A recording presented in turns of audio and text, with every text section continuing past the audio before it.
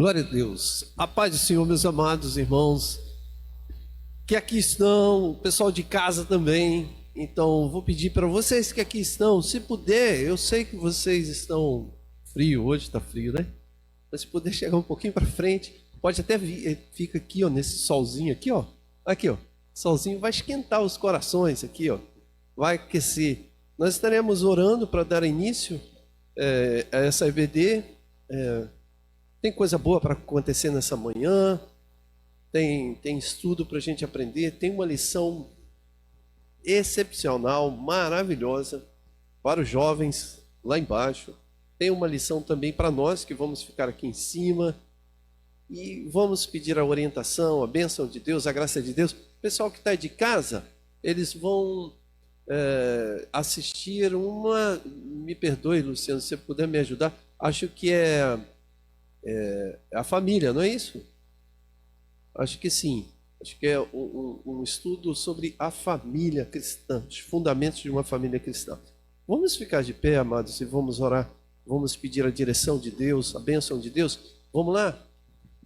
Vamos lá, Matias, Dudu, vamos ficar de pé? Isso. Vamos ficar de pé para a gente orar? Para a gente orar? Isso. Amém. Vamos pedir a orientação de Deus. Senhor, em nome de Jesus Cristo, nós louvamos ao Teu nome e bendizemos a Ti nesta manhã e queremos lhe pedir a Tua direção, a direção do Teu Espírito, a fim de que possamos crescer nesta manhã, encher o nosso coração do conhecimento da Tua palavra, do Teu amor, do Teu Evangelho. Também lhe pedimos que a Tua bênção seja sobre os Teus filhos que serão instrumentos nas Tuas mãos, transmitindo um bom conhecimento para as crianças, os adolescentes, pré-adolescentes, os jovens. Ó Pai, no nome de Jesus, que seja uma manhã de graça, uma manhã interagindo com o Teu amor, com a Tua paz dentro de nós e que possamos crescer nesta manhã. E possamos assim, ó Deus, refletir a imagem do Teu Filho Jesus a cada dia. No nome de Jesus Cristo, que a Tua bênção esteja sobre cada um de nós nesta manhã. É a oração que fazemos no nome santo de Jesus Cristo. Amém. Amém. Muito bem, amados, podem se sentar. Amados, olha, nós não... Eu queria cantar uma canção, aliás, não é cantar, mas apenas quase que declamar uma canção. A canção de número 97 do nosso Cântico de Adoração, porque tem tudo a ver com o que nós iremos estudar aqui, pelo menos aqui nos adultos, que é a supremacia de Cristo. Olha só esse tema, supremacia de Cristo. Que coisa boa mesmo.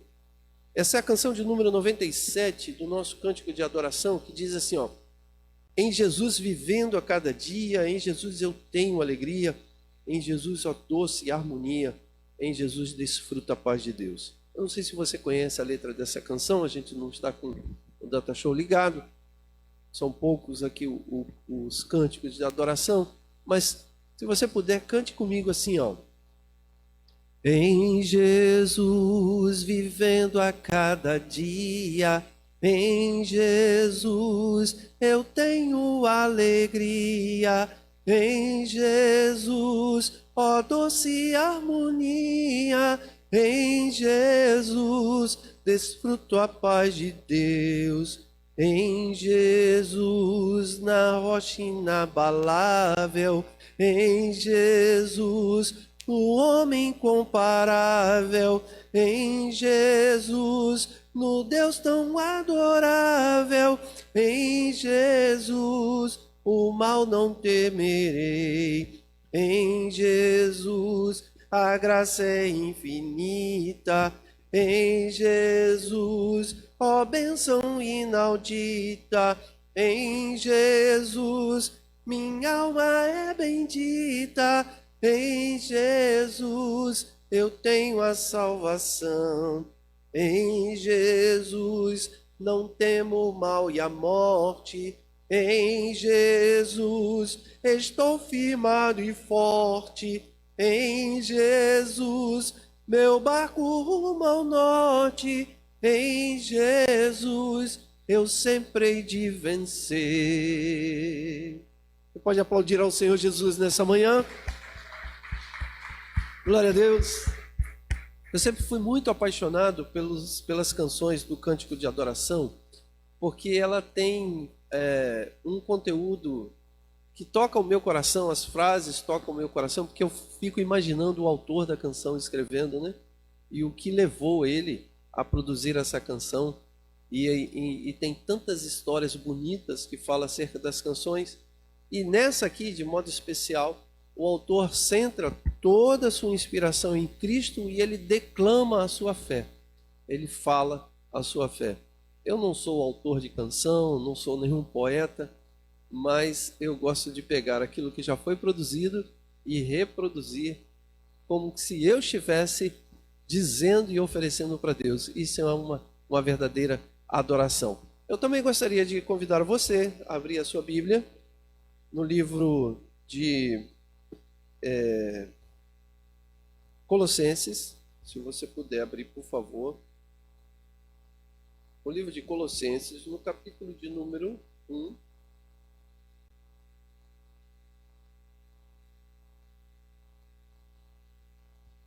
Eu gostaria de ler, lógico, como sempre, né, bastante complicado fazer recortes na escrita do apóstolo Paulo, mas eu gostaria de pedir que você abrisse em Colossenses, capítulo de número 1, o versículo de número 12, e vamos fazer 12 ao 20, e ele tem muito a ver com a lição que estaremos estudando nessa manhã. Diz assim, olha, observe bem o texto. Se você não está com a oportunidade de abrir a sua Bíblia, acompanhe, ouvindo, você de casa, e você que está com a sua Bíblia, acompanhe comigo. Diz assim, olha, muita atenção no texto, olha. Dando graças ao Pai que nos fez idôneos para participar da herança dos santos na luz. Muito bem, participar da herança dos santos. Vamos ver qual é essa herança dos santos em Jesus Cristo. Veja o versículo de número 13. O qual nos tirou da potestade das trevas e nos transportou para o reino do Filho do seu amor, em quem temos a redenção pelo seu sangue, a saber, a remissão dos pecados, o qual é a imagem do Deus invisível, o primogênito de toda a criação. Veja como no versículo 5 ele fala a imagem do Deus invisível. Isso se fez carne, o Deus que se fez carne, e vimos ali em Cristo a sua glória. Versículo 16. Porque nele foram criadas todas as coisas que há nos céus e na terra, visíveis e invisíveis, sejam tronos, sejam dominações, sejam principados, sejam potestades, tudo foi criado por ele e para ele. Então pense bem como Jesus Cristo é tudo, porque tudo foi criado por ele e para ele. Então ele é o Deus. Ele é o Deus encarnado. Veja o versículo de número 17. Ele é antes de todas as coisas e todas as coisas subsistem por ele. Então, ele é antes de existir as coisas e tudo que se existe, subsiste e continua a existir em Cristo. 18. Ele é o cabeça do corpo da igreja. Ele é o princípio, o primogênito dentre os mortos, para que em tudo tenha a preeminência, porque foi do agrado do Pai que toda a plenitude nele habitasse, e que, havendo por ele feito a paz pelo seu sangue da sua cruz, por meio dele reconciliasse consigo mesmo todas as coisas, tanto as que estão na terra como as que estão nos céus. Então, em Jesus Cristo, nós temos paz com Deus, toda a criação também está nessa restauração. Então, tudo que existe, tudo subsiste, está centrado em Cristo. A continuidade da existência se dá em Cristo, a vida se dá em Cristo. Então, não existe vida sem Cristo. Então, até uma flor, uma pequena flor que se desabrocha pela manhã, ela fez esse ato porque a vida contém nela, e esta vida é Cristo. Olha só que coisa bonita. Cristo é tudo. Então vamos estudar nesta manhã sobre Cristo, aprender sobre Cristo, e certamente será uma bênção para todos nós. Vamos nos colocar de pé, queridos, e vamos orar para nos organizarmos em classes. Vamos nos organizar em classes distintas, separadas e bem estruturadas no nome de Jesus. Vamos lá, vem cá, Miguel, Matias, Dudu. Vem cá, meu amigo, vem. Vamos orar com essa turminha aqui abençoada, bacana. Vem cá, Letícia, também a Letícia como uma representante das meninas. Vem aqui pro lado de cá, isso, porque você é uma princesinha, então você tem que ficar aqui pertinho de mim. E isso daqui. Vamos orar? Vamos pedir a bênção de Deus? Oremos. Senhor nosso Deus, em nome de Jesus, nós queremos te pedir a tua bênção sobre esse momento que passaremos juntos aqui estudando a tua palavra. As tuas crianças lá embaixo nas salas, os jovens, os pré-adolescentes, ó Deus, e todos nós aqui, no nome de Jesus, que a tua bênção seja, é o que nós lhe pedimos e já te agradecemos. Amém, amém. Que Deus abençoe. Vão lá, criançada, vão descendo devagarzinho e nós vamos nos organizar aqui. Assim, o pessoal de casa vai ficar com a transmissão de um estudo também da palavra de Deus. Amém? Certo, meu querido presbítero Luciano? Ok? Então Deus abençoe, fique com Deus, gente. Tchau.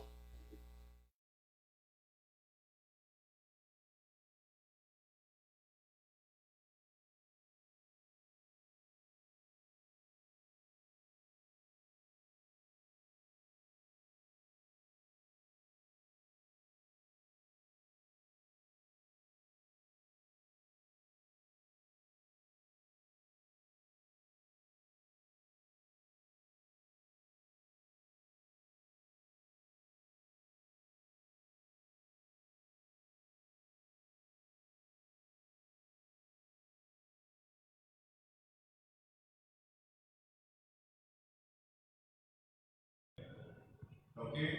Beleza. Então, agora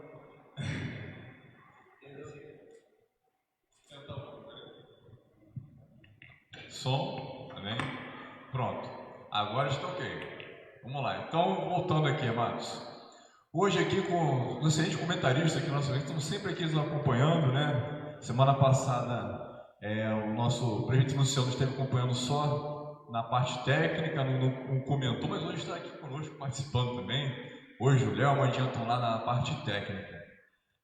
Irmãos, eu quero convidar vocês desde já para participarem desse EBD, que está sendo transmitido através do nosso canal do YouTube também, né?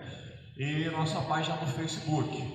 E qual o tema que nós vamos trabalhar hoje? Irmãos, hoje nós vamos falar sobre a volta de Cristo. Exatamente, a volta de Cristo.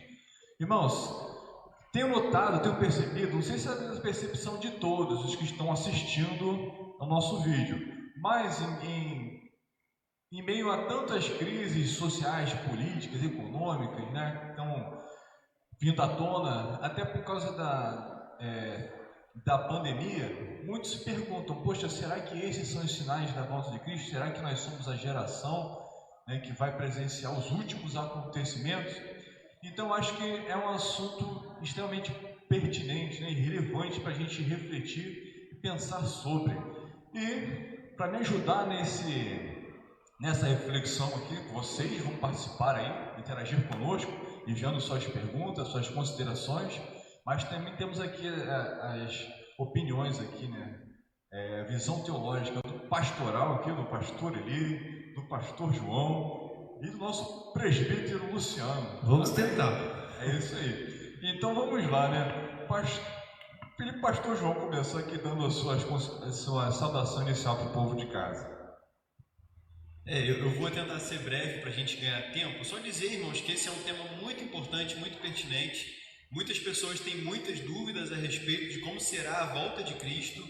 Então, hoje é uma oportunidade boa que você tem para tirar dúvidas, para perguntar. Lembrando que o nosso tema vai girar em torno da volta de Cristo. Então, olha, tenta se ater a esse tema quando for fazer sua pergunta, porque nesse curto espaço de tempo que a gente vai ter, não dá para falar de todo o Apocalipse, tudo que vai... Não, a gente vai se ater apenas à volta de Jesus. Então, Então, prepara aí a sua pergunta, convida pessoas, chama pessoas aí, acorda aí a pessoa que está aí na tua casa, tio, sua esposa, seu esposo, e vamos aí juntos aprender a palavra, amém? Perfeitamente, pastor João. Realmente é um assunto muito grande, complexo, não é possível a gente tratar em uma hora aqui, falar sobre todo isso. Mas, caso os irmãos queiram que a gente volte a esse tema e aprofunde mais certas questões, é só compartilhar, é só colocar a sua opinião aí nos comentários, ok? Presbítero Luciano, sua saudação, povo de casa. A paz do Senhor, meus irmãos. Bom, acho que já foi falado aqui da importância do assunto e tenho certeza que nós não temos a pretensão de esgotar esse assunto em uma hora, até porque seria algo impossível, né? Um tema bem relevante, bem importante e, assim, acho que é bastante interessante para que a gente possa estar conversando nesse dia, Fábio, e tenho certeza que muitas dúvidas serão esclarecidas e os pastores estão aqui para isso. Amém. Ainda bem que nós temos esses pastores do nosso lado, né? É verdade. Pastor Eli, suas saudações, eu gostaria de pedir que logo a pouco você já orasse para te dar início, amém? Amém, amém. Graças a Deus, meus amados. Me perdoe, porque o Fábio estava falando e vocês estavam me vendo aqui, eu mexendo no celular, mas é porque eu estava copiando o link aqui e jogando para o grupo da igreja, né? Porque estamos hoje transmitindo pelo YouTube e pelo Facebook também. Eu coloquei lá no grupo da igreja o link do nosso YouTube. Mas se você for na página do Facebook da igreja, também está lá. Obviamente é um teste que estamos fazendo, espero que melhore a qualidade. No YouTube você tem como colocar na sua TV, se for smart você pode colocar lá e a transmissão é um pouco melhor. Mas enfim, que a bênção de Deus esteja sobre todos nós. A gente está ajeitando a câmera aí, daqui a pouco a gente vai ajeitar ali. Segura aí, saiu a imagem um pouquinho, mas o som continua. O som continua, né, pastor? Talvez seja isso, né? Mas a gente vai acertando, gente. Vamos orar, Fábio? Vamos pedir a bênção de Deus? Oremos. Senhor nosso Deus, em nome de Jesus, nós queremos glorificar o Teu nome nesta manhã, com alegria, porque o Senhor nos trouxe a este lugar. Também o Senhor nos dá a oportunidade de chegar nas casas dos nossos amados irmãos. Muito obrigado, Senhor, porque isso entendemos ser um canal de bênção e somos instrumentos nas Suas mãos, não por nós mesmos, mas pela capacitação e a inspiração do Teu Espírito. Hoje nós iremos falar de um tema fundamental na mensagem do Teu Filho Jesus, mas declaramos a nossa dependência por Ti e que nos ajude, Senhor, a fim de que tenhamos um crescimento nessa manhã. É a oração que fazemos no nome de Jesus Cristo. Amém. Amém. Vamos fazer uma leitura bíblica, então, lá em Atos, capítulo 1, versículo 11. Ver se o pastor João está com a Bíblia online aqui, amém? Aplicativo. Pode ler, por favor. Livro de Atos, Evangelho. Olha, livro de Atos, capítulo 1, versículo 11. A palavra diz assim: os quais lhes disseram: varões galileus, por que estáis olhando para o céu? Esse Jesus, que dentre vós foi recebido em cima no céu, há de vir, assim como para o céu o vistes ir. Amém.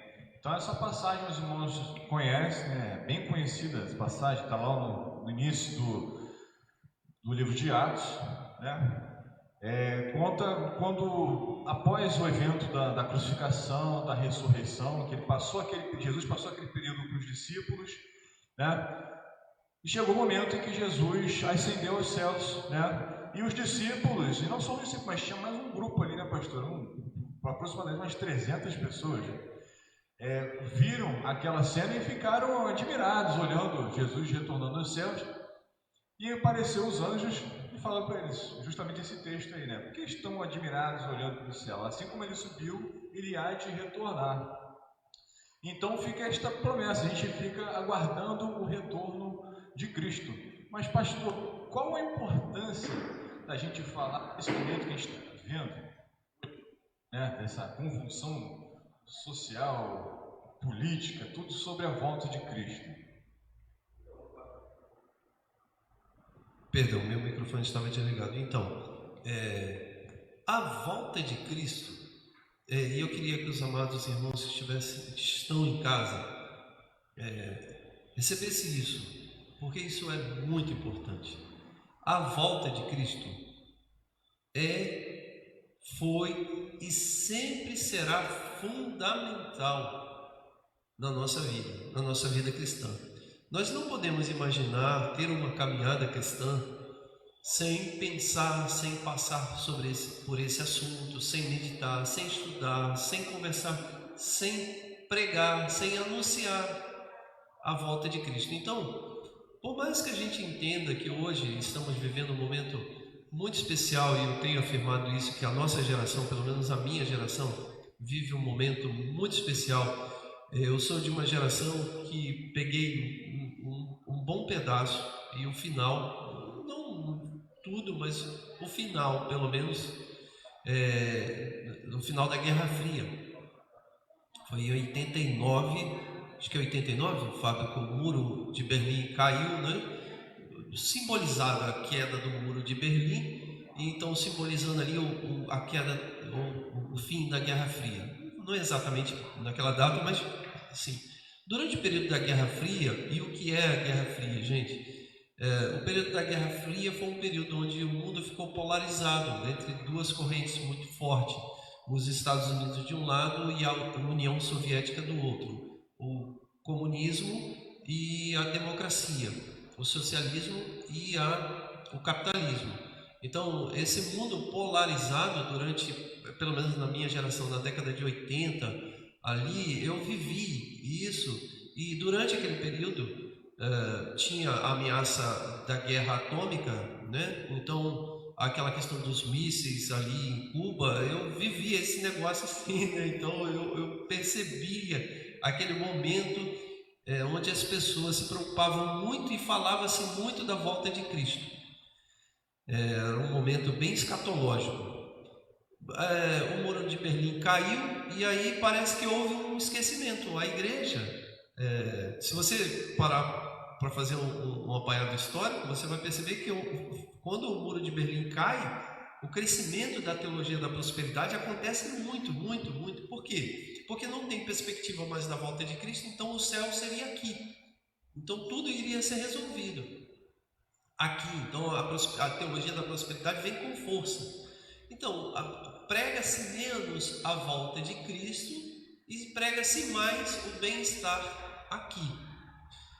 Pois bem, acontece a pandemia que nós estamos hoje.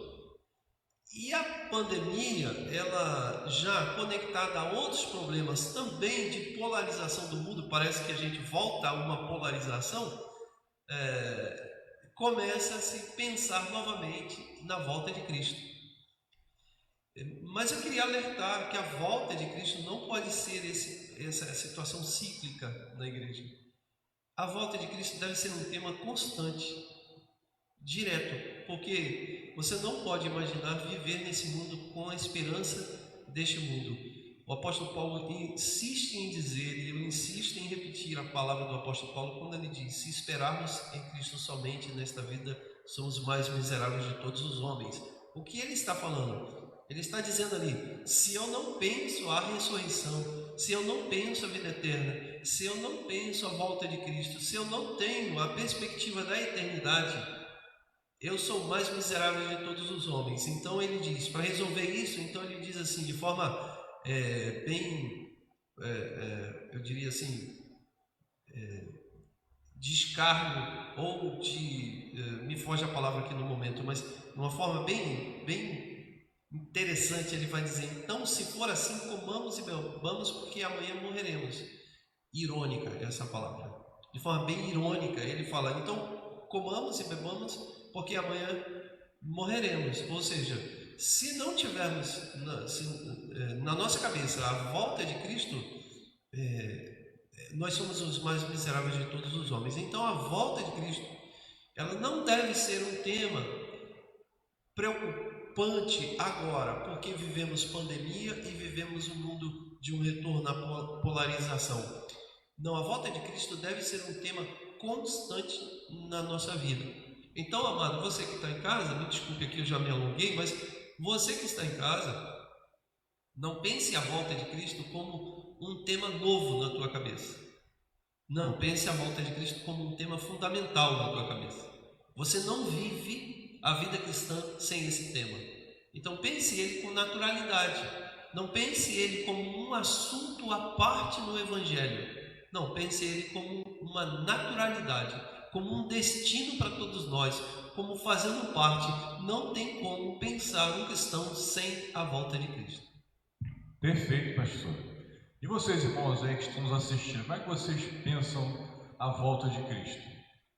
É interessante a gente pensar, pastor, que no mundo secular, eles também têm uma ideia com relação, não à volta de Cristo, mas ao fim do mundo, né? Eu lembro que quando criança, lá em Barbacena, eu vi assim, filmes, né, falando sobre Armagedon, sobre meteoro e tal, e várias coisas. Inclusive, pastor, essa semana eu assisti um filme na Netflix, acho que é A Destruição Final, não sei se vocês viram. É uma perspectiva, assim, sem Deus, né? De um evento apocalíptico, vamos dizer assim, né? Apocalíptico na interpretação do mundo é o fim do mundo, né? Mas na nossa visão, Apocalipse tem outro significado, né? Ou seja, é trazer luz, revelar, né? Aliás, seria essa a tradução do termo, né, pastor? Apocalipse, revelar, trazer luz sobre um fato. Então, a gente observa que no mundo secular as pessoas pensam também sobre esse assunto, esse tema. Ele impacta na vida das pessoas. Agora, considerando o evento lá de Atos, capítulo 1, nossos dias de hoje já se passaram 2020 anos aproximadamente desse evento. Então a pergunta que a gente fazia, observando a história, né, pastor? Teve vários, como você comentou no começo, vários episódios na humanidade em que as pessoas refletiram, apontando acontecimentos, fatos, tentando reconhecer, opa, nós estamos vivendo os últimos dias, né? Eu imagino que na época os europeus lá que viveram a peste negra, por exemplo, eles devem ter, opa, né, isso aqui é o Cavaleiro da Morte, está vendo aqui, né? Enfim, e outros eventos, até o da guerra, a tensão, né, dessa terceira guerra que não aconteceu, né, que guerra mundial, vamos colocar assim, né? Mas isso tudo fomenta o pensamento. Eu lembro que quando teve a transição, né, de 99 para 2000, existia muitos pensamentos assim, em 2000 chegará 2000, não lembro se era esse o pensamento. Citaram um profeta Nostradamus, obrigado, tá tentando lembrar o nome dele aqui. Profeta, quem já ouviu falar de profeta Nostradamus, dá um like, então, dá um joinha aí, tá? Então, eu ouvi muito e tinha medo, pastor, porque nessa época eu tinha uma visão diferente, né? Então, eu ficava imaginando, pô, será que agora, recentemente em 2012, vamos colocar assim, né? Surgiu o tal do calendário maia e tal. Lembra? Pensam, vocês imaginam assim, poxa, será que a volta de Jesus está demorando? Porque a gente observa na leitura bíblica, lá em, não sei se é 1 Pedro ou 2 Pedro, que eles estavam sendo escarnecidos, né, naquele contexto, dizendo assim, poxa, mas Jesus vai voltar, mas não voltou até agora, e aí, como é que está a vida de vocês? Né? E já se passou tanto tempo, e Pedro tinha tanta certeza de que ele voltaria iminentemente, né? A volta de Jesus seria iminente, e nós estamos aqui aguardando. Então, estaria Jesus demorando para retornar? Essa é a pergunta que eu deixo para vocês refletirem em casa, fazer as suas contribuições e para os nossos comentaristas comentarem. Amém? Antes dele fazer um comentário, pastor, deixa eu só falar. Gente, perdoe-nos se você vê eu e Luciano conversando aqui. É porque como a gente está transmitindo pelo YouTube também, eu estou tentando abrir o chat do YouTube. Ele está fechado. Mas se você desejar fazer algum comentário, depois eu vou pedir para o pastor João acompanhar no Facebook.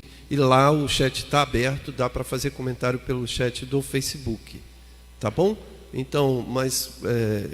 aliás, João, responda, por favor, o Fábio, depois você abre aí o chat.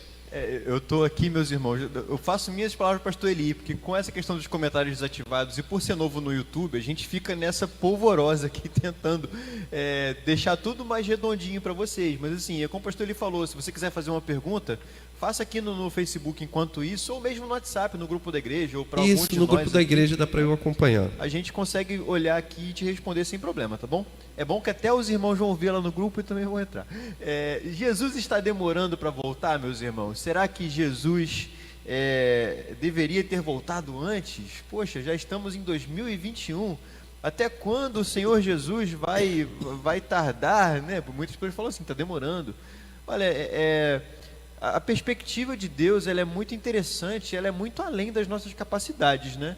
Eu acho muito maravilhoso aquele texto que diz que um dia para Deus é como 1000 anos e 1000 anos é como um dia, né?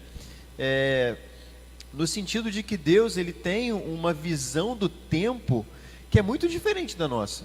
Eu como um ex-cientista, eu não sou muito mais não, mas uma vez eu estava conversando com os jovens na minha antiga igreja e a gente estava falando o seguinte, olha, como que pode?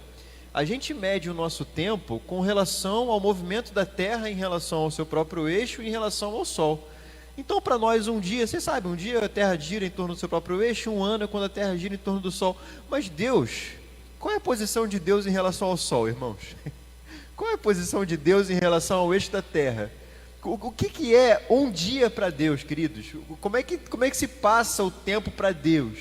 Então, como que diante dessa perspectiva eu posso dizer que Deus está demorando? Se Ele é o dono do próprio tempo, se o tempo está nas mãos do Senhor, literalmente eu posso dizer, sabe?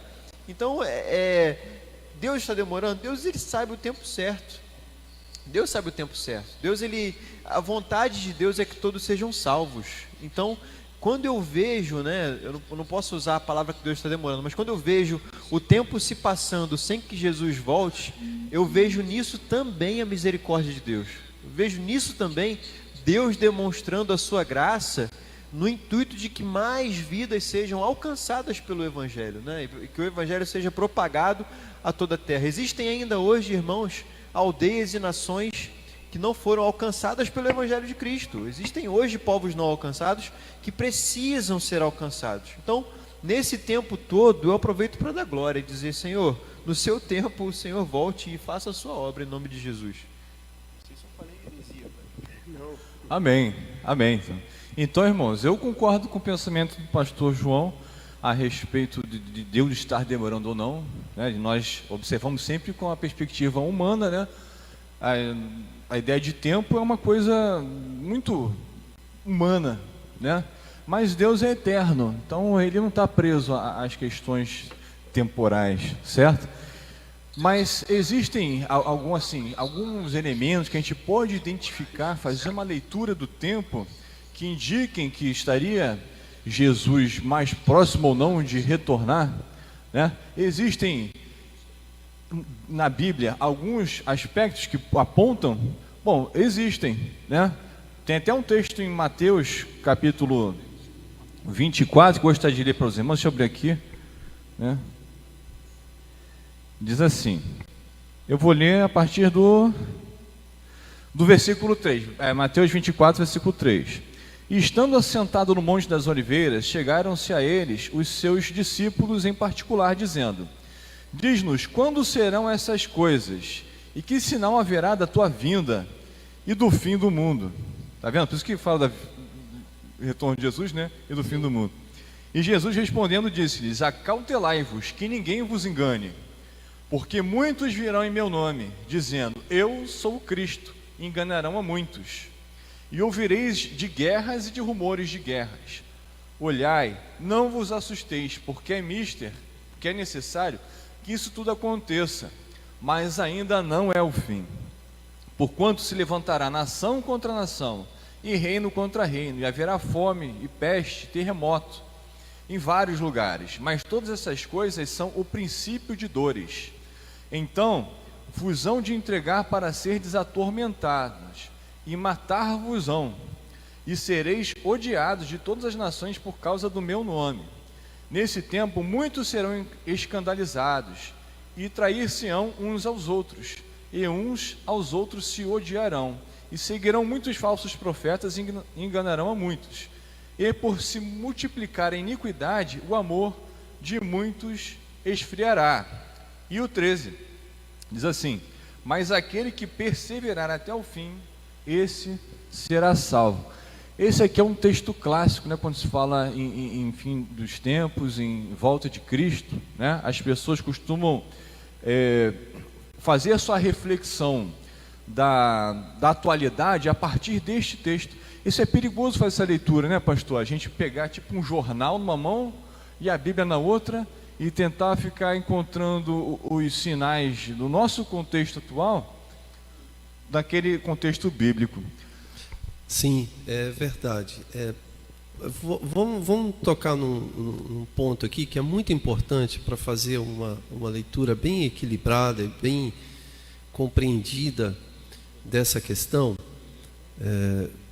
Irmãos, por exemplo, o que o Fábio toca, e ele tira esse texto de Mateus, onde Jesus fala a respeito dos sinais, e é bem verdade. A primeira coisa é que os sinais da volta de Cristo, eles acontecem de forma dinâmica na história da humanidade. Sempre houve os sinais, sempre vai apontar os sinais. Os sinais não significa nenhuma ordem cronológica, ou seja, não significa que tem um sinal acontecendo aqui, então isso significa que mês que vem a volta de Jesus vai acontecer. Nunca houve. Os sinais são apontamentos. Os sinais estão dizendo assim, quase que testificando, né? Vou trocar a palavra aqui, né? Os sinais testificam da volta de Cristo. Ou seja, assim como nós, a minha vida, ou a sua vida, testifica de Cristo para o mundo, os sinais testificam a volta de Cristo. Ou seja, os sinais estão dizendo, isso vai acabar, isso não vai ficar assim, isso não tem como subsistir. Todo sinal, ele aponta para um fim. Por quê? Porque o próprio evento, vamos dar um exemplo, um sinal da volta de Cristo é guerra, correto? A guerra, ela aponta para um fim. Não tem como você imaginar uma guerra eterna, porque ela é autodestrutiva, então ela aponta para um fim. Ela está dizendo assim, bom, se você não encontrar a paz, meu amigo, vocês vão se autodestruir, porque vocês vão se consumir. Não tem como um mundo viver, ou dois países viverem eternamente guerra sem houver um término. Ainda que seja limitado, ainda que seja temporal, ainda que seja apenas por um momento, mas eles têm que entrar em guerra, porque entrar em paz, porque ninguém consegue combater, ele é autodestrutivo. Então, os sinais apontam para um fim, sempre. Ele está dizendo, não há condição de vocês continuarem assim, isso vai ter um fim. Então, os sinais devem ser vistos dentro dessa perspectiva. Outra perspectiva que pode ser visto os sinais é de que o melhor está por vir. Os sinais sempre diz isso. Quando Jesus Cristo fala a respeito dos sinais, ele está dizendo, olha, tem uma coisa boa para acontecer lá na frente, porque isso é ruim, isso é mal. Então, os sinais, pela ótica cristã, aponta para um fim desejável, aponta para um fim maravilhoso, aponta para um fim belo, lindo, e aponta para o céu, consequentemente, a volta de Cristo Jesus. Então, os sinais, eles têm essa perspectiva. Outro detalhe também, amados, que os sinais sempre aconteceram, sempre houve os sinais. Desde o momento em que Jesus ascendeu aos céus, os sinais começaram a acontecer. Por exemplo, a grande perseguição, Pentecostes. Assim, eu vou resumir em Pentecostes, porque Pentecostes é um grande sinal escatológico. Mas é um enorme sinal escatológico. O que é o Pentecostes, gente? Pentecostes é aquilo que está relatado no capítulo 2 de Atos. Atos 2. Todos estavam reunidos no mesmo lugar e de repente veio do céu um som como de um vento impetuoso e encheu toda a casa e todos começaram a falar em línguas e tal. Você conhece esse texto? Isto é um sinal. Isto é um sinal. Isto é um sinal escatológico. Então, começou em Atos 2, depois vem a perseguição dos cristãos em Jerusalém, a dispersão, você tem depois a perseguição do Império Romano, você tem a escrita do livro de Apocalipse, que nasce nesse contexto.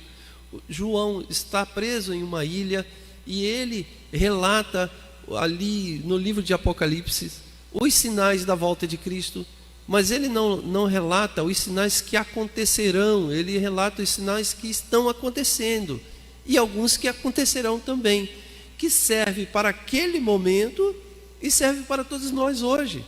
Então, os sinais de Apocalipse, gente, deixa eu dizer aqui uma coisa sobre o livro de Apocalipse. O livro de Apocalipse não é um livro medonho, tenebroso, um livro que causa arrepio na espinha de quem lê, porque fica com medo. Não lê o livro de Apocalipse. Não, o livro de Apocalipse, ele é belo, ele é lindo, ele é esperançoso, ele aponta para um momento lindo da volta de Cristo.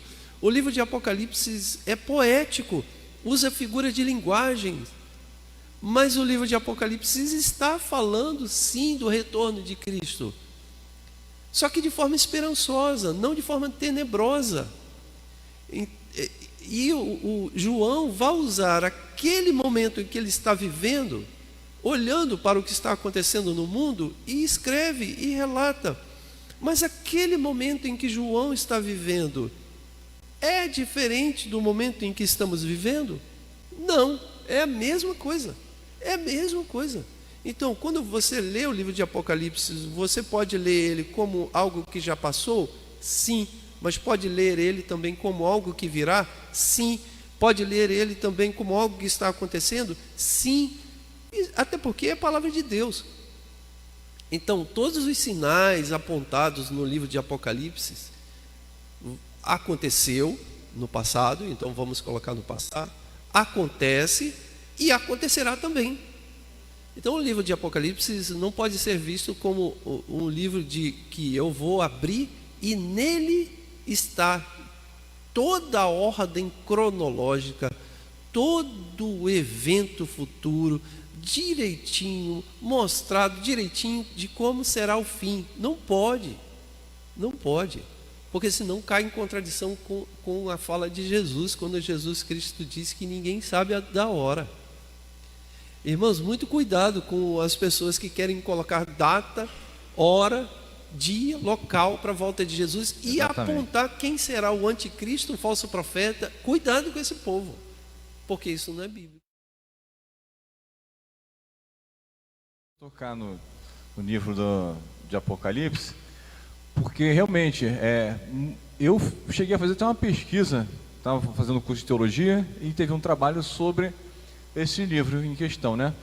Então tinha que fazer uma pesquisa, entrevistar membros de igrejas, né, diferentes da minha, para saber a visão a respeito. Então muitos realmente tinham medo. Eu fiquei impressionado de saber que as pessoas têm medo de ler o livro de Apocalipse. Então isso traz reflexão: por que as pessoas têm medo de ler o livro de Apocalipse?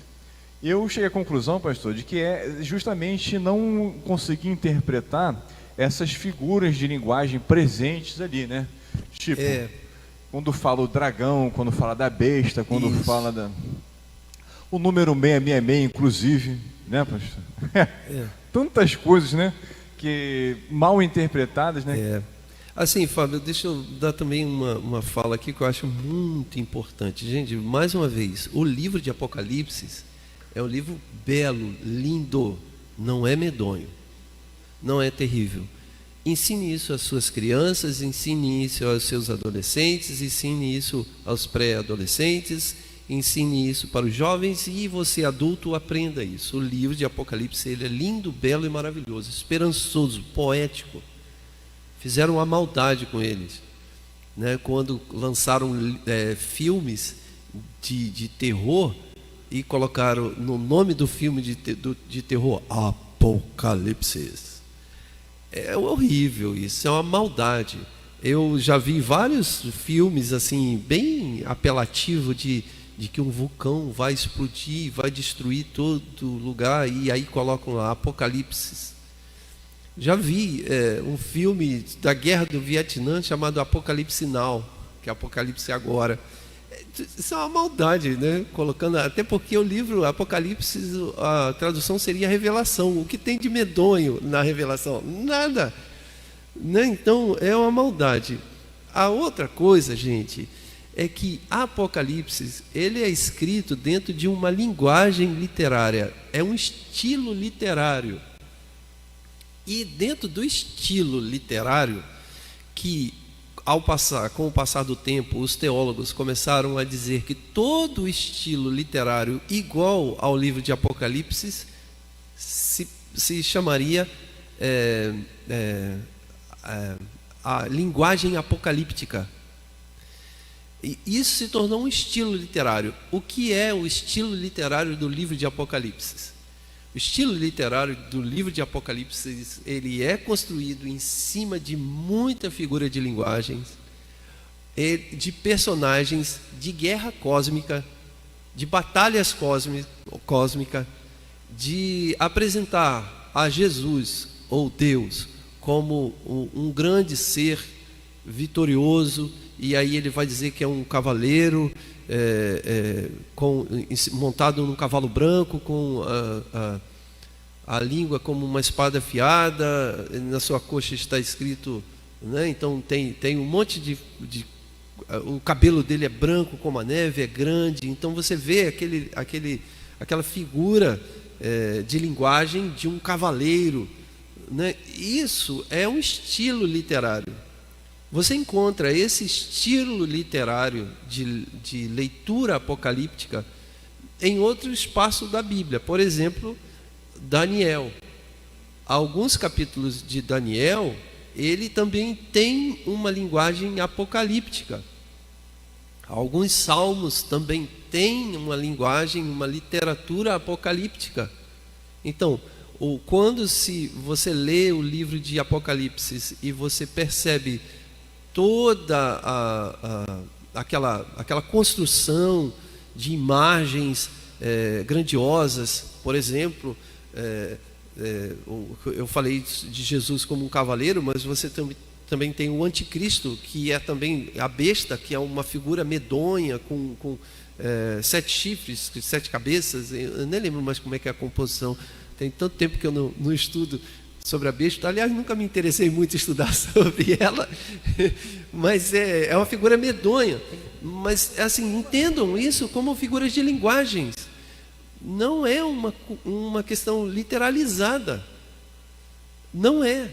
É uma figura de linguagem. E dentro dessa figura de linguagem aponta para um embate entre aqueles que são de Deus, o exército de Cristo, onde Jesus Cristo é o general, e o império das trevas.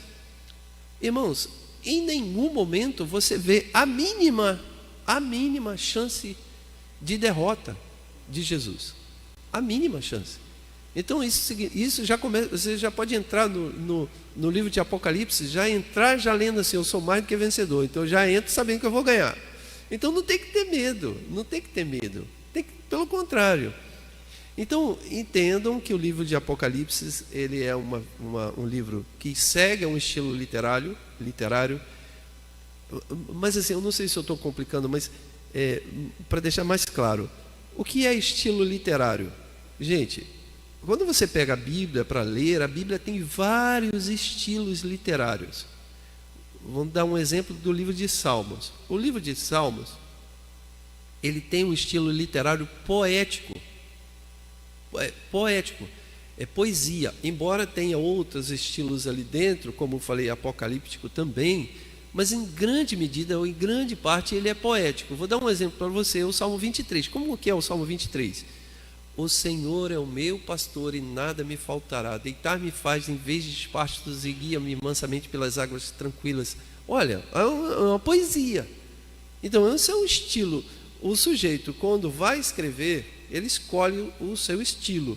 Se ele vai escrever poesia, se ele vai escrever uma biografia, como, por exemplo, os textos dos evangelhos. Não é necessariamente pura e genuinamente uma biografia, mas ele é um livro biográfico.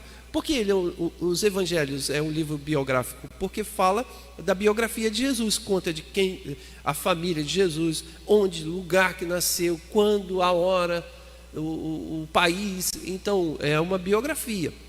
Você vai para o livro de Atos, ele é um livro histórico, porque ele fala a história, ele conta, você vê que é uma contação de história do que aconteceu no princípio da igreja. Se for para o Antigo Testamento, a mesma coisa. Você vê o livro de Josué, é uma história. Você vê outros livros, por exemplo, de Jó, é um livro poético, por causa da poesia ali, não a poesia em si romantizada, mas é o estilo artístico de ser escrito. Então, cada livro da Bíblia obedece a um estilo literário. O livro de Apocalipse obedece ao estilo literário chamado de literatura apocalíptica. E esse estilo literário se deve pelo próprio livro. O livro o livro inaugurou o estilo apocalíptico, não a construção apocalíptica, mas inaugurou esse estilo. Ficou claro, gente? Para mim ficou. Se vocês de casa aí, ficou claro para vocês. Tá? Mas então, o livro de Daniel é mais antigo que o de Apocalipse. De Apocalipse, né? Mas o que acabou denominando esse estilo literário foi o interessante. Essa informação que eu não conhecia. É a academia, né? A academia que vai colocar o estilo literário. Então, a academia é recente, é moderna, né? Então a academia, quando olha para a Bíblia, ela vai falar: qual é o estilo desse livro aqui?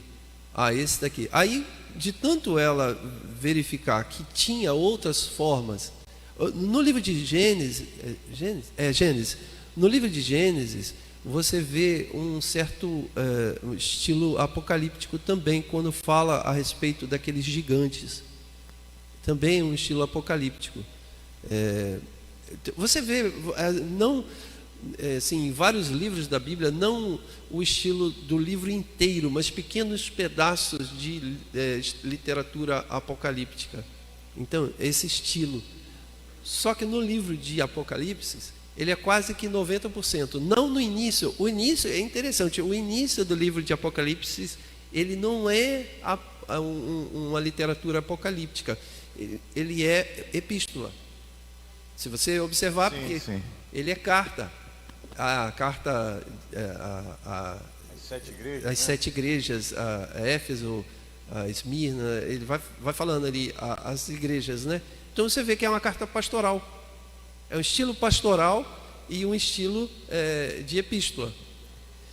Depois ele faz um corte forte e começa no estilo apocalíptico. E aí ele começa toda essa narração de como será o fim. Interessante, pastor. Entendendo o contexto que João estava passando naquele período, ele estava exilado, estava preso sob o domínio do Império Romano, e ele queria enviar essa carta pastoral comunicando a mensagem que deveria ser codificada para que o exército romano não interceptasse essa mensagem, não deixasse de chegar. Existem alguns teólogos que trabalham com essa hipótese, mas e pode ser seguida. Mas eu ainda vou mais além. Eu acho que assim, o João estava querendo escrever uma carta de esperança. Sim. Não é? Exatamente. Para os cristãos que estavam sofrendo a perseguição do Império Romano e morrendo. Aí quando ele escreve, e por favor, eu estou conjecturando aqui, é uma loucura da minha cabeça. Parece que ele faz assim: eu vou começar a escrever bem pastoral, né? Aí ele pensa assim com ele, não, a coisa tá dramática, cara, eu vou trocar de estilo aqui, eu vou tacar-lhe um apocalipse aqui. E aí começa, ó, entenda isso, e aí começa a mandar ver naquele estilo bem dramático, bem dentro da guerra cósmica. Eu acho que ele queria chamar a atenção mesmo dos seus leitores para aquilo que estava acontecendo, mas a esperança daquilo que viria. Amém. Então não precisa ter medo do livro de Apocalipse, tá bom, meus irmãos? Né? Vamos entender a mensagem contida ali, de esperança, né? Mensagem de esperança e de vitória. Amém? Esperança e vitória. E mais, em cima de tudo que a gente conversou aqui até agora, né, sobre os textos bíblicos, a gente pode dizer que tem a certeza de que Jesus voltará. Não é isso, pastor? Agora, como se dará esse retorno? A gente também tem algumas visões diferentes, né, pastor? Pastores, o presbítero Luciano, sobre como se daria esse retorno. Aqui, deixa eu... Amém, pastor? Então, como seria, pastor? O senhor conhece algumas perspectivas diferentes a respeito? Qual que é a nossa visão a respeito desse retorno? Como se dará a volta de Cristo na nossa visão metodista wesleyana? A igreja metodista wesleyana, ela é uma igreja nova, ela é uma igreja que está com 53 anos, então é uma igreja perto de outras igrejas que têm 300, 400, 500, e perto de uma igreja católica, muito mais ainda, perto do movimento de igrejas orientais, ortodoxas, que já estão muito mais do que a gente na estrada, que tem milênios. Nós estamos caminhando ainda nesse negócio. Cada uma dessas igrejas, elas têm os seus posicionamentos e o seu jeito de pensar, como se dará a volta de Cristo. Porque, gente, a volta de Cristo é inevitável e certa. Isso ninguém nega. Se você estiver numa igreja onde a volta de Cristo é relativizada, assim, mais ou menos, talvez aconteça, ou pior ainda, a volta de Cristo é suavizada, porque vocês sabem, e aqui o Fábio, que tem feito uma faculdade de teologia, percebe essa suavização, ou essa tentativa de colocar a volta de Cristo como uma utopia não realizável, mas metafórica. Fuja disso, pois a volta de Cristo é real, a volta de Cristo é substancial, a volta de Cristo é verdadeira, a volta de Cristo acontecerá. Literal. Jesus voltará.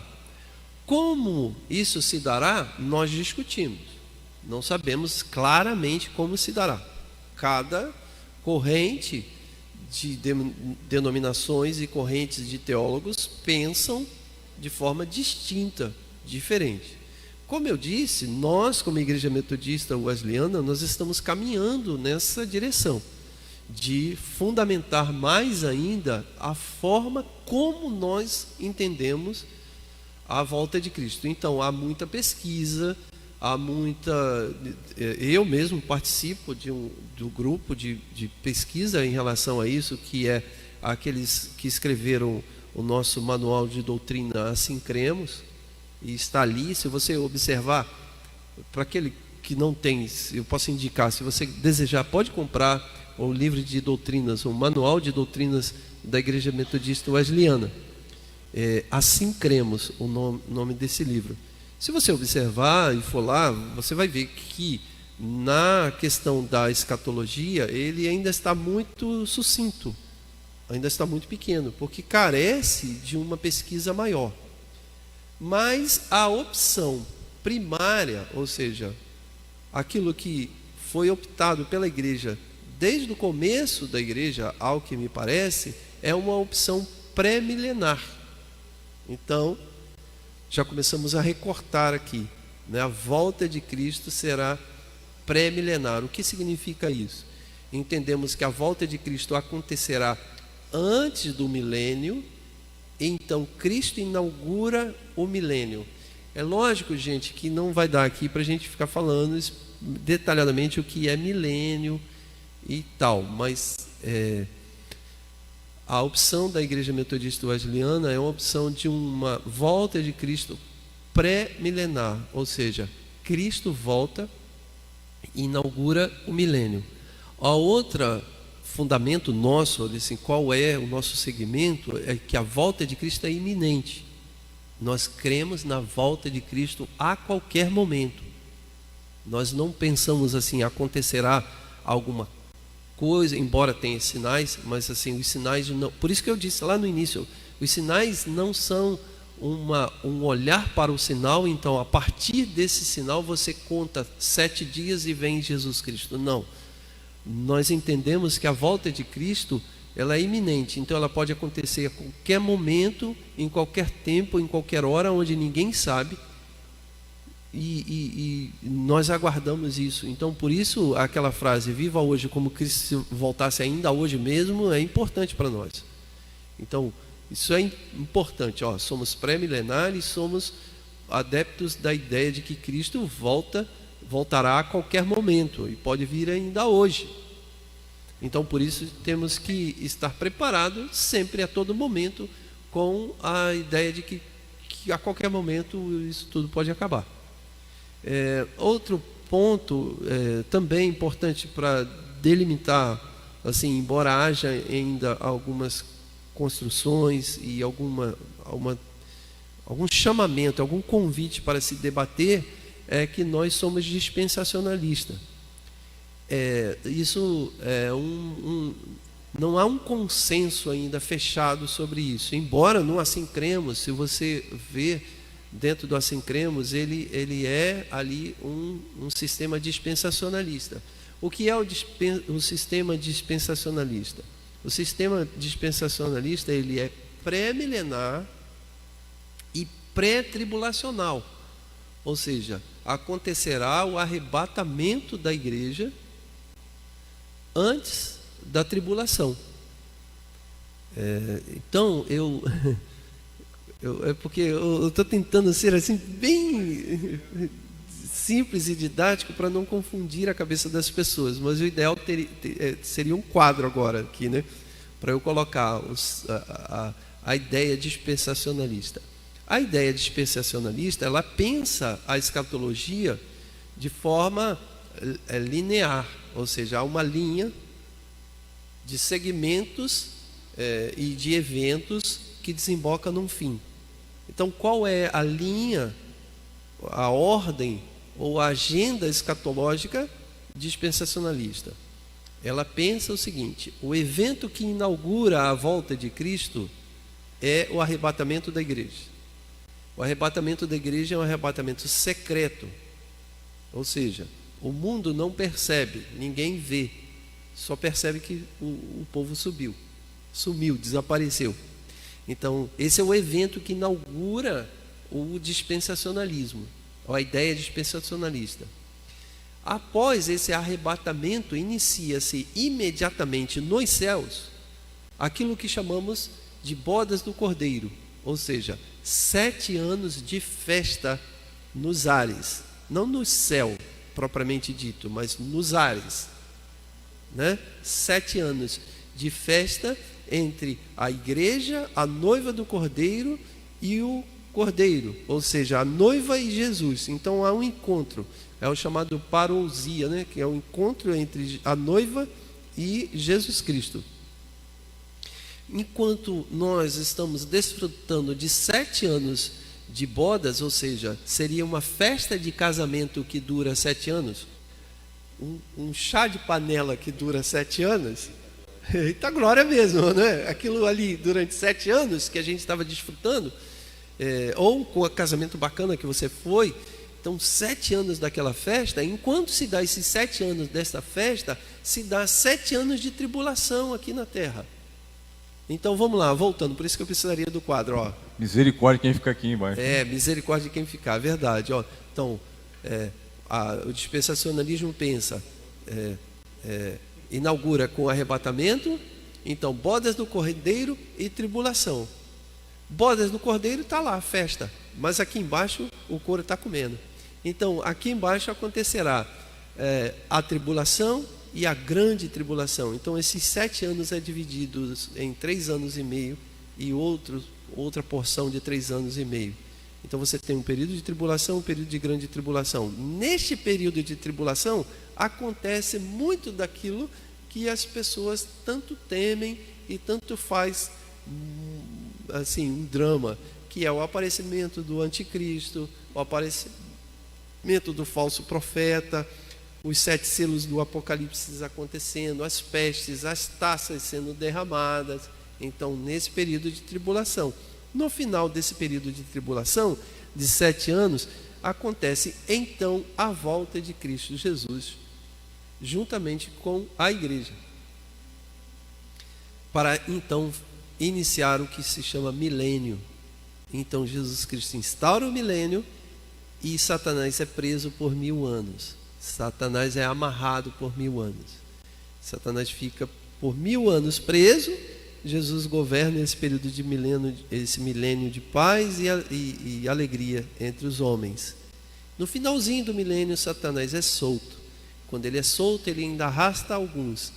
Arrastando alguns, então, acontece o fim, o grande tribunal de Cristo, o juízo final.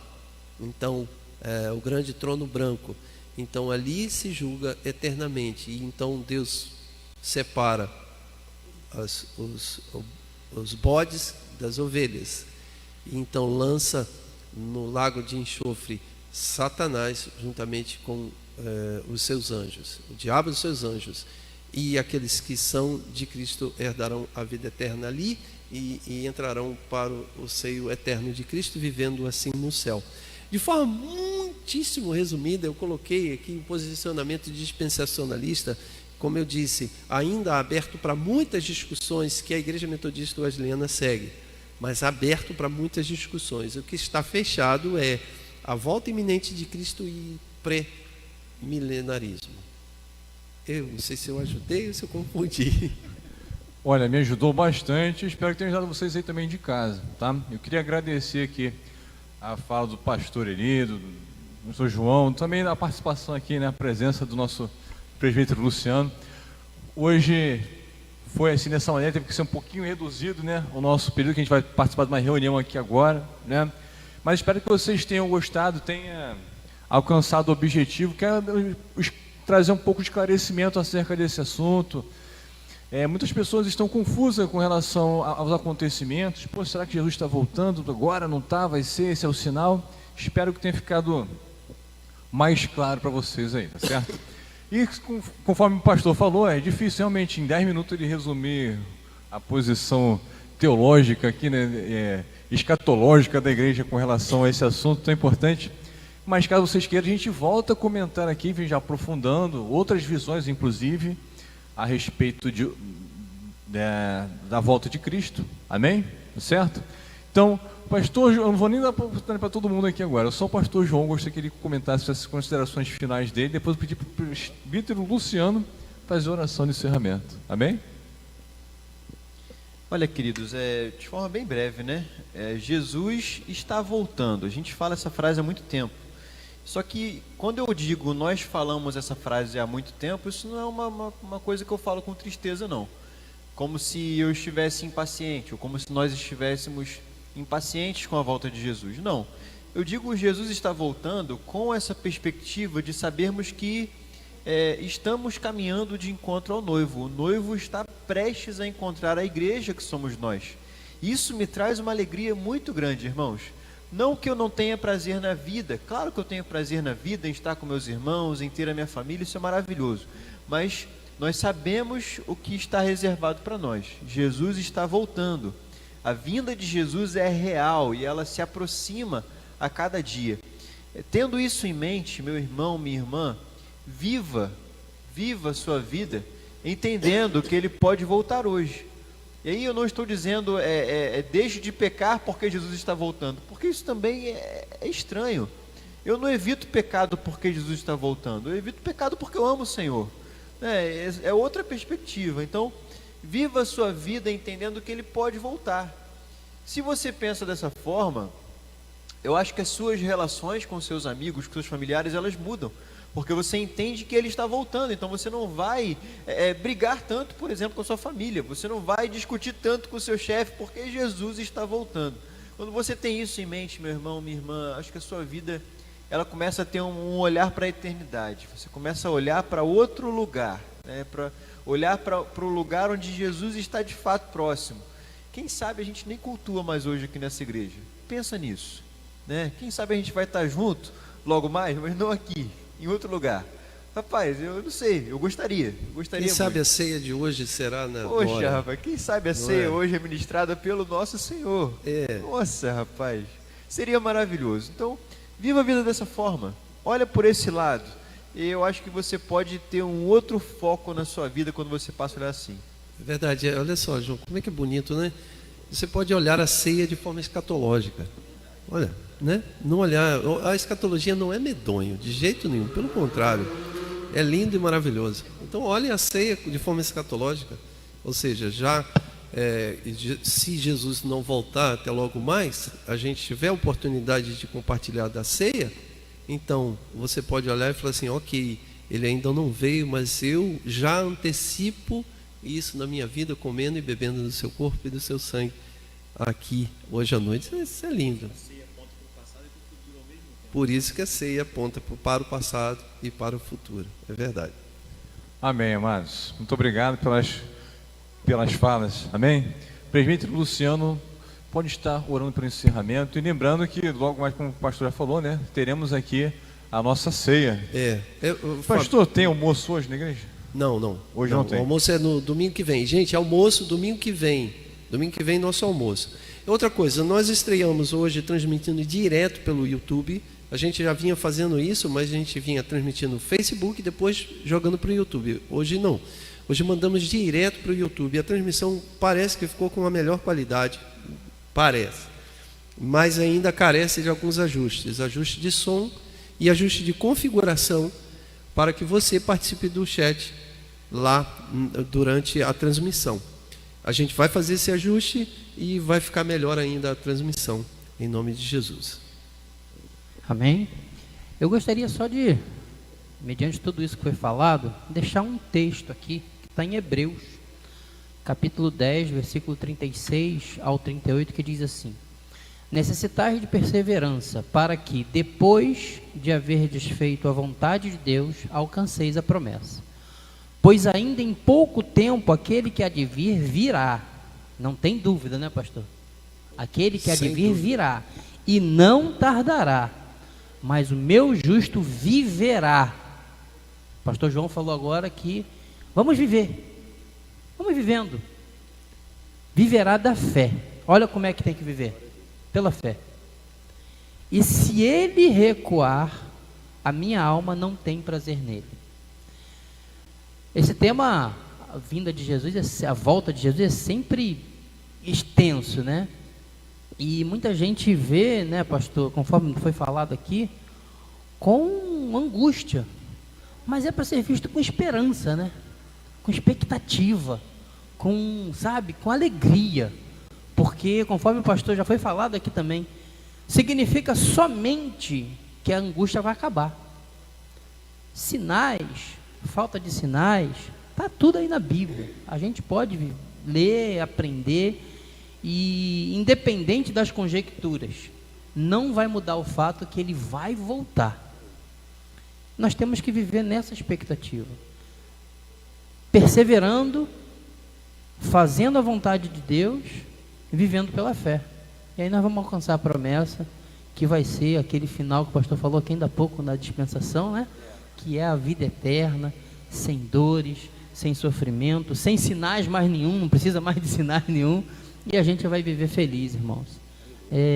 Realmente a volta de Jesus, ela tem que ser algo sempre trabalhado, né? Trabalhado, mas o importante é que a gente viva, né, nessa expectativa. Essa expectativa é para que a gente não desfaleça na nossa fé. Porque quando a gente olha para as situações do mundo, pastor, se a gente não acreditar que existe a volta de Cristo, a gente realmente sucumbe. Tragédia, desgraça, injustiça, corrupção. Se a gente não acreditar nisso, né, a gente realmente sucumbe. Amém? Mais uma vez, uma aula que eu falei tanto que o meu microfone até acabou a bateria, pastor. Mas eu fui um espectador, graças a bem privilegiado, tá aqui. Espero que tenha sido bom para vocês também, porque para mim foi bastante edificante. Vamos orar. Amado e eterno Deus, nós te louvamos, Senhor, nós te bendizemos, porque aprendemos mais um pouquinho, Senhor, sobre os seus mistérios, dito aqui nesta mesa, Senhor. Queremos te louvar por abrir o nosso entendimento e abrir os nossos corações, ó Deus, para entender que o que vem sido falado constantemente, Senhor, no nosso meio, que a sua volta está próxima. Sabemos, Pai amado, que para muitos tu já voltou. Muitos não gozam mais dessa vida e já estão, Pai querido, aguardando este dia da sua volta definitiva. Enquanto vivermos, Pai querido, que nossa vida seja para glorificar o teu nome. E se não nos acender a luz novamente do dia, que possamos estar contigo na glória. Em nome de Jesus. Fica conosco, Pai amado, abençoe este dia. Seja um dia abençoado por ti, Senhor. E à noite, se assim for a sua vontade, Pai querido, tu não voltar hoje ainda, que possamos desfrutar, Pai querido, de pequenas gotas daquilo que viveremos na eternidade. Da alegria, Pai querido, da tua presença conosco à mesa ceando. Fica conosco, Pai amado, eu te peço e te agradeço em nome de Jesus.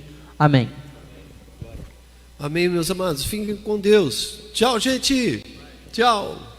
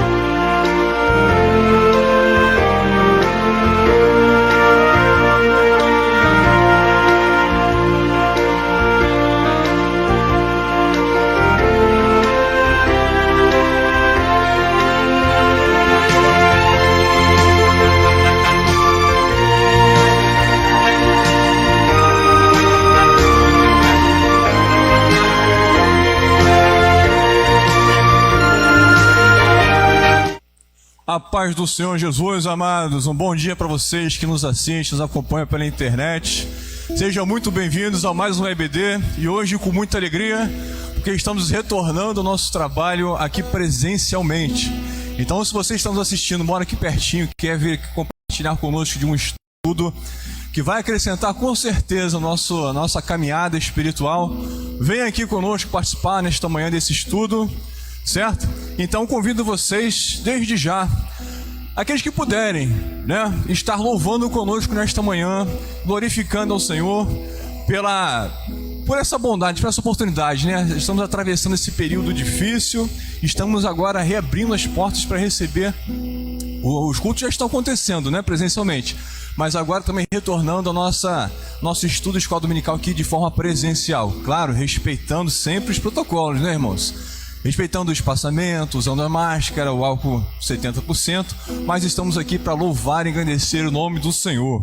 E vocês podem glorificar o Senhor por este motivo, em nome de Jesus? Os irmãos que estão presentes aqui conosco podem glorificar o Senhor, amém? Amém? Amém, louvado seja o Senhor. Então convido os irmãos que estão aqui presentes conosco nessa manhã a estar abrindo o seu cântico de adoração para a gente louvar ao Senhor com um hino que eu gosto muito, irmãos. É Jesus, o bom amigo. Esse hino é o hino de número 98 do nosso cântico de adoração. Já estamos aqui com o meu presbítero Sandro, meu irmão Serginho aqui na bateria para poder nos ajudar nessa condução. Vou convidar o pastor Eli para me ajudar aqui a estar louvando ao Senhor. Pastor Eli, vem cá, vamos louvar ao Senhor. Glória a Deus. A paz do Senhor, meus amados. E a paz do Senhor a vocês todos que estão aqui. Como é bom estarmos novamente. E a gente vai retomando isso aos poucos, né? Essa continuidade. Qual é o número? É o 98, Jesus o bom amigo. 98. Olha, Sandro, o que eu faço? Você me acompanha ou eu vou atrás? Vamos lá? Amém. Achei um bom amigo, Jesus o Salvador, o escolhido dos milhares para mim. Dos vales é o lírio, é forte mediador, que me purifica e guarda para si. Consolador amado, meu protetor do mal, solicitude minha toma-se. Dos vales é o lírio, a estrela da manhã, o escolhido dos milhares para mim. Levou as dores todas, as mágoas lhe entreguei, minha fortaleza é na terra. Deixei por ele tudo, os ídolos queimei, ele me conserva santo coração. Que o mundo me abandone, persigo o tentador, Jesus me guarda até da vida ao fim.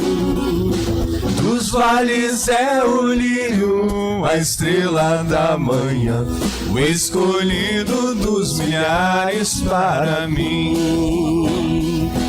Consolador amado, meu protetor do mal, solicitude minha toma-se. Dos vales é o lírio, a estrela da manhã, o escolhido dos milhares para mim. E não desampara. Não desampara nunca, nem me abandonará. Se fiel e obediente eu viver. O muro é de fogo que me protegerá, até que venha a mim o tempo de morrer. Ao céu. Ao céu então voando, sua glória eu verei, aonde a dor e a morte nunca vem. Dos vales é o lírio, a estrela da manhã, o escolhido dos milhares para mim. Consolador amado, meu protetor do mal, solicitude minha, toma-se.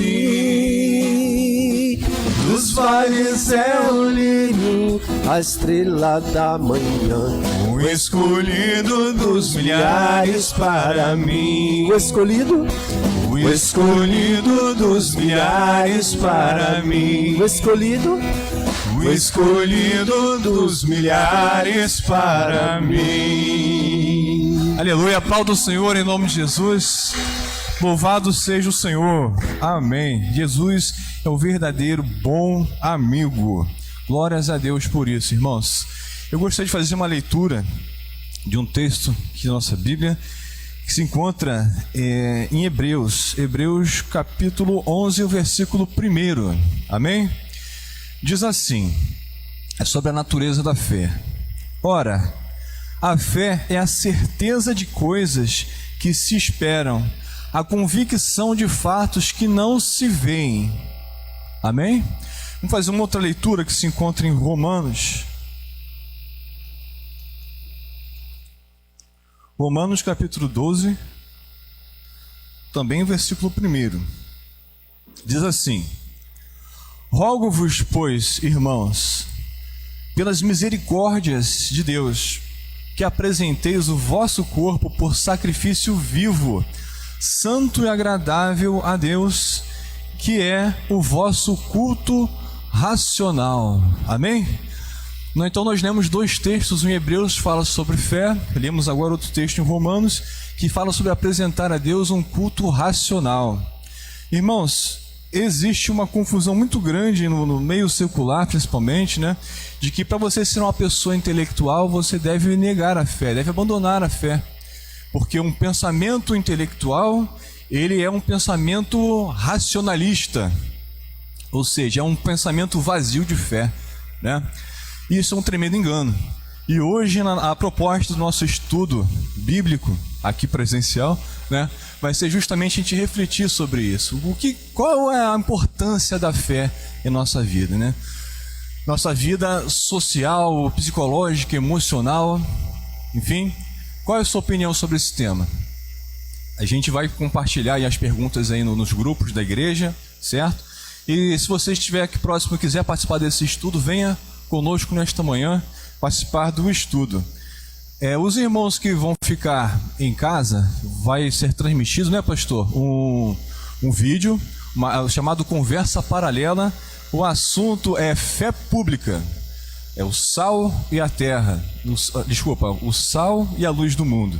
Muito interessante. Uma conversa entre o pastor ali e o pastor Ricardo de Piabetá. Estou pegando o colo aqui com o pastor João, tá, irmãos? É em cima da hora, é assim mesmo, é ao vivo, né? Mas enfim, vai ser bênção, tá? Então, vamos fazer a oração nesse momento. Convido os irmãos que estão aqui presentes conosco a se colocarem de pé nesse momento. E os irmãos que estão assistindo, se puderem, né, fechar os seus olhos, curvar e se unir a nós aqui em oração. Eu vou convidar o pastor ali para fazer essa oração pela organização das classes, amém? Vamos separar, não, vamos organizar as classes. O pastor está chegando aqui para fazer essa oração. Amém.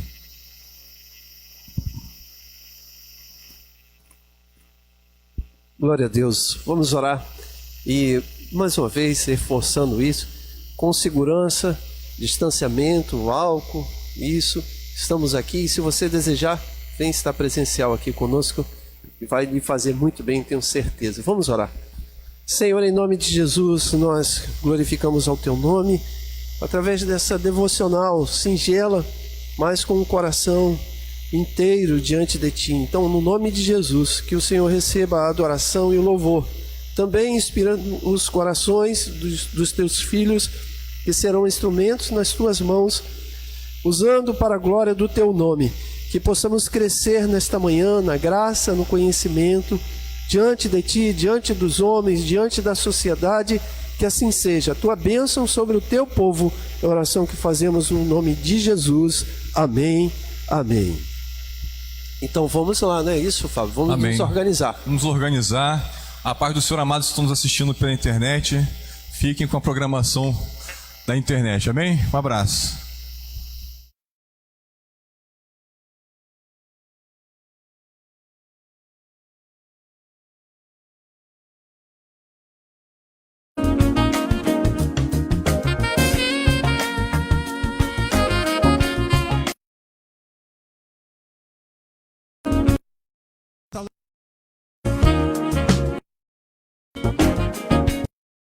O sal e luz deste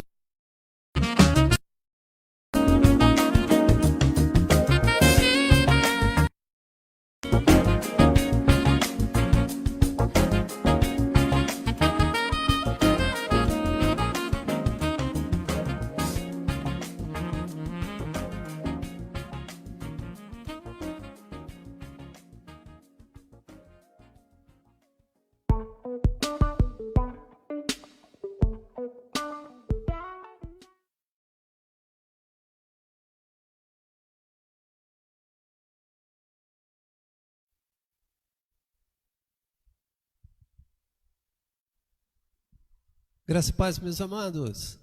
Bendito seja o Senhor. Bom estarmos mais uma vez juntos. E hoje é uma noite especial, porque é um espaço novo que nós estamos criando aqui, ainda no ambiente aqui da igreja, mas a ideia é a gente seguir em um outro espaço, um outro ambiente, para a gente montar uma sala legal para isso. Mas, de qualquer maneira, você é bem-vindo aqui, muito bem-vindo. Você que é de Jardim Primavera, você que é de Piametá, você é muito bem-vindo. E você que nos visita de outra denominação ou ainda não um cristão, enfim, você é muito bem-vindo aqui. Que o Espírito de Deus esteja no teu coração, em nome de Jesus. Hoje a gente vai estar aqui batendo um papo muito legal com o meu amigo, pastor Ricardo, e creio que vai ser uma noite abençoada, bacana, e a gente vai estar conversando um pouquinho aqui sobre santidade. O sentido de santidade, santidade pública, a igreja como sal e luz deste mundo. Amém, meu pastor Ricardo? Seja bem-vindo aqui. Obrigado, pastor Eli. É uma alegria estar contigo aqui nessa noite, uma alegria estar com vocês aí que estão nos assistindo na sua casa. Um privilégio a gente poder estar junto, batendo esse papo aqui hoje, falando de um tema tão relevante.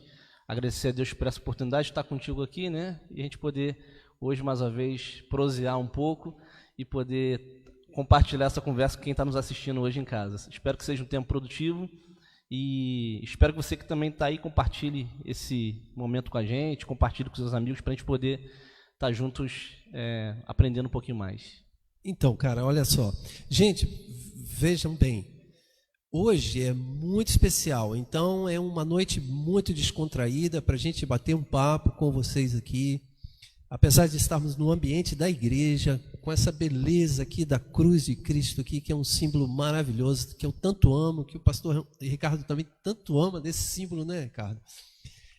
Então, é um dia muito especial, muito, muito tranquilo, e a gente quer fazer uma interação com você, a gente quer conversar com você, então a gente pede para que você, à medida em que a gente vai fluindo aqui, o papo vai rolando, se você deseja compartilhar conosco uma pergunta, uma interação e uma dúvida ou outra situação, você fique à vontade, viu?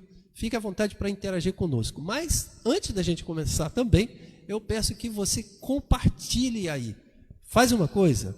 Olha, nós já estamos aqui, pelo menos 20 pessoas conectadas, 19 pessoas aqui. Pelo menos isso que está marcando aqui comigo. Eu queria convidar você a abrir uma sala de vídeo. É muito fácil, vai embaixo no seu celular aí, compartilhe, abre uma sala de vídeo, compartilhe com seus amigos, convide seus amigos. Se você desejar, copie o link, jogue para os seus grupos de WhatsApp. Faça isso, porque eu creio que você vai estar abençoando vidas, abençoando pessoas, evangelizando e levando o amor de Deus para essas pessoas, porque esse é o desejo do nosso coração. O desejo do nosso coração é abençoar vidas, levando uma palavra de paz, de alegria, uma palavra de esperança aos corações, sobretudo esperança. Nesse dia que a gente está, nesses dias que estamos vivendo, né, de tanta notícias ruins, de tantas palavras terríveis, né? Quantas coisas ruins, né, Ricardo, que estamos ouvindo aí, só notícias ruins que recebemos, né? Pois é. Então a palavra de esperança vai bem, né? Com certeza, e acho que nosso papel é esse, né? De dar essa palavra de esperança para quem precisa. Não é uma palavra desvencilhada da realidade, mas focando naquilo que é a nossa confiança, né? Essa esperança que nós temos como cristão, de que o desespero não toma conta da gente, né? A tribulação vem, mas nós não ficamos desesperados, né? Então acho que é diante disso que a gente precisa caminhar mesmo. Amém. Então vamos lá, Ricardo. Gente, olha só, pessoal, hoje a gente quer discutir um pouco aqui a respeito de santidade. Santidade pública. A igreja é como sal e luz deste mundo. Você viu aí na chamada, sal e luz. Isso porque nós entendemos que a igreja precisa ter uma posição nesses dias. Ontem, eu comentando isso na live junto com os jovens, eu falei que nós fomos colocados em xeque, né? A igreja foi dado, não xeque-mate, porque isso, a igreja nunca vai receber um xeque-mate, certamente, mas em xeque. Para quem joga xadrez sabe o que eu estou falando. Só apenas o xeque, não o xeque-mate. E o nosso pastoreio foi colocado em xeque, então a gente precisou repensar muitas coisas, né? E a gente precisa dar uma resposta. E dentro das respostas que precisamos como a igreja pode viver a santidade nesses dias de pandemia. Como nós vivemos a nossa santidade. Isso porque todas as igrejas do Brasil foram chamadas a não se reunir. Correto? Sim. Algumas não obedecem, a gente sabe disso.